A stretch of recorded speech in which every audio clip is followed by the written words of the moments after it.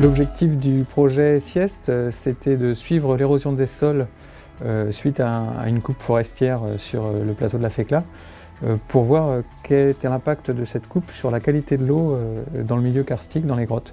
Le projet a été porté par deux laboratoires de l'Université Savoie-Mont-Blanc, Editem et le LCME, et mené en collaboration avec Chambéry Métropole, le service des eaux. La coupe forestière va avoir un impact sur le sol qui va être directement érodé et partir dans le milieu souterrain.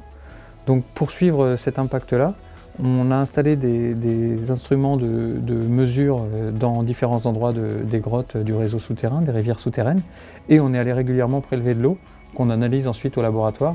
L'idée étant de suivre la qualité de l'eau, à la fois en termes de concentration d'éléments particuliers, de particules, vraiment suivre l'érosion des sols en fonction des différents événements hydrologiques dans le système. Dans le cadre du projet Sieste, on a été amené à installer des fluorimètres. Ces fluorimètres servent à mesurer la matière organique qui passe des sols vers le réseau karstique. Et c'est un suivi qu'on a effectué sur 6 mois de façon hebdomadaire.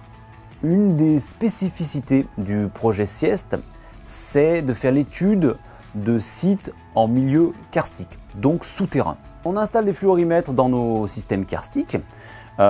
Ces fluorimètres sont composés de 3 LED qui fonctionnent à 3 longueurs d'onde différentes.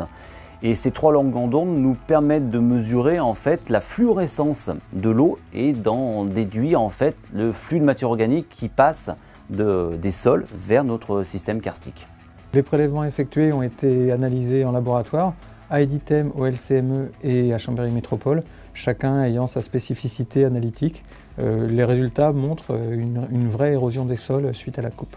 Les résultats obtenus ont permis de montrer plusieurs choses. D'un point de vue fondamental, on a pu mettre en œuvre des méthodes assez nouvelles d'utilisation de marqueurs moléculaires pour montrer l'érosion des sols.